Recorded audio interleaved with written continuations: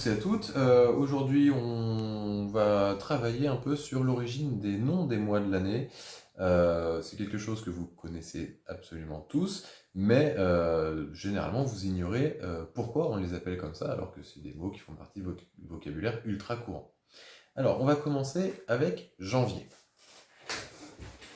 Alors, au tout départ, Romulus va composer l'année, hein, Romulus, donc le fondateur de Rome, en 753, va fonder un calendrier, c'est bien pratique un calendrier, sauf qu'il va lui mettre 10 mois à ce calendrier. Numa Pompilius, qui est un autre roi mythique de Rome qui va arriver un peu après, va y ajouter 2 mois qui vont être janvier et février. Janus, qui est donc le roi sur lequel va se fonder le mot janvier, c'est un dieu à double face. Et donc il peut à la fois contempler l'année qui vient de s'écouler, mais il peut aussi contempler l'année qui va arriver. Et donc il est bien pratique, et c'est pour ça qu'on appelle janvier le premier mois de l'année pour nous, et un des 2 derniers mois de l'année pour les Romains. C'est pour ça qu'on va lui associer donc le nom de ce dieu-là. Le mois de février maintenant. Alors le mois de février, c'est le mois consacré à Neptune. Chez les Romains, tout simplement parce que Neptune, c'est le dieu notamment associé aux océans et qu'à Rome, en février, il pleut beaucoup. Mais comme on le voit dans le mot février, il n'y a aucun rapport entre le mot février et le mot Neptune.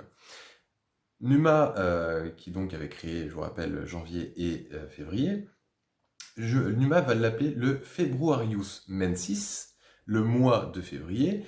Februarius venant du verbe signifiant purifier en latin, car à cette époque, on va célébrer une fête en l'honneur des morts pendant le mois de février.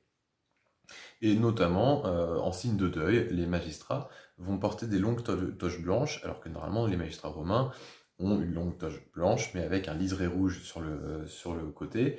Et donc, en l'honneur des morts, ils vont abandonner leur toge habituelle en l'échangeant contre une toge classique de citoyen romain. Donc voilà l'origine du mot février.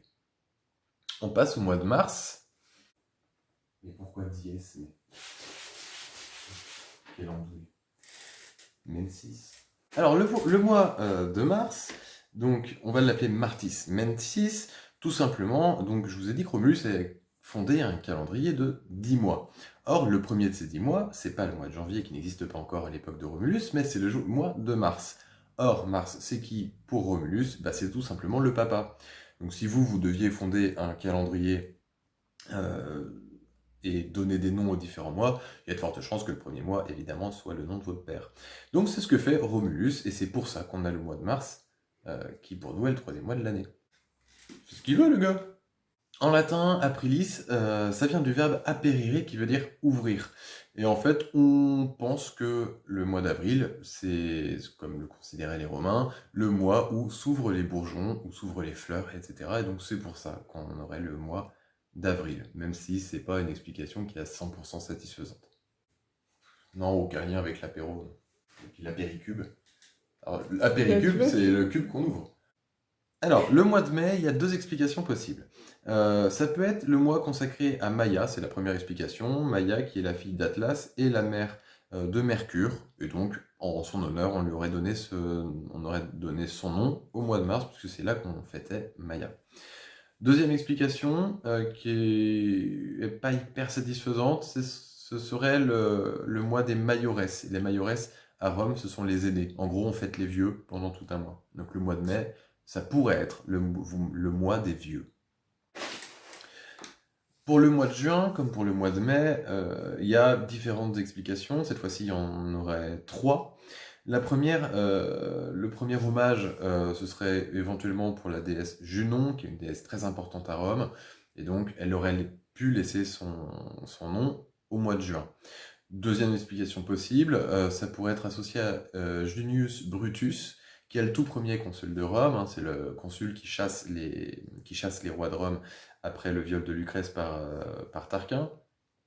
Et donc on aurait pu lui donner un mois aussi à celui-là. Troisième explication, qui rejoint celle qu'on avait donnée pour le mois de mai. Autant le mois de mai pouvait être le mois des vieux, Eh ben, juin, ça pourrait être le mois des jeunes, puisque juniores en latin, c'est les jeunes. Donc on aurait eu un mois des vieux, puis un mois des jeunes. C'est pas une explication super satisfaisante, mais ça a toujours le bénéfice d'être drôle. Euh, le mois de juillet maintenant. Alors le mois de juillet, là il y a moins de tergiversation à avoir par rapport aux explications, puisque là on sait que c'est un mois qui est associé à la personne peut-être la plus connue du monde romain, qui est Jules César.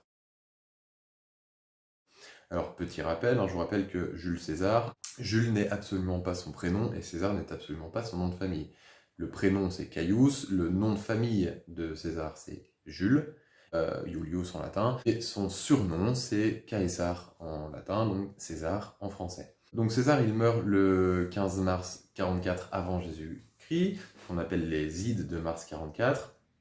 Et donc Marc-Antoine, qui était très proche de César, qui va essayer de grappiller le pouvoir derrière, il a voulu célébrer César pour se mettre le peuple dans la poche. Et pour célébrer quelqu'un, notamment quelqu'un qui a réformé le calendrier pour créer le calendrier julien qui est très proche de celui qu'on utilise aujourd'hui, et ben, il va remplacer le 5e mois, le mois qu'on appelait avant Quintilis, par le nom de famille de son ancien pote.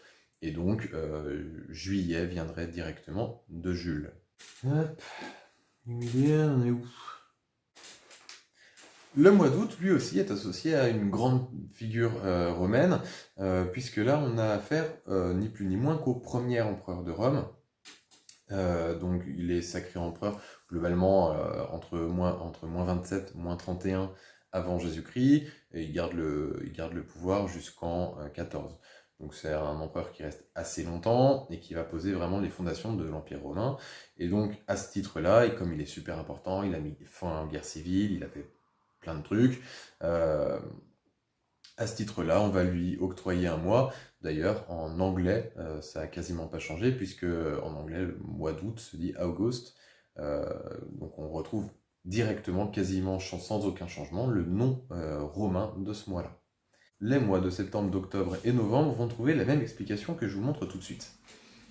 Donc les mots que je vous ai écrits au tableau, très joli tableau, ce sont... Alors on les a gardés exactement pareil en anglais, hein, ça n'a pas changé depuis. Tout simplement, on n'a pas cherché trop loin, on les a appelés 7e mois, 8e mois, 9e mois et 10e mois. Alors vous allez me dire que décembre, chez nous, c'est le 12e mois, mais je vous rappelle que ça, c'est par rapport aux 10 mois créés par Romulus. Donc on a bien mars, 1er mois, avril, 2e mois, mai, 3e mois, 4e mois, juin, merci, 5e mois, juillet, 6e mois, août, et 7e mois, septembre, octobre, novembre et décembre. Donc on arrive bien au bon compte. Voilà. Si vous avez des questions, si vous avez besoin d'approfondissement, etc., je vous laisse commenter en bas de la vidéo. Bonne journée.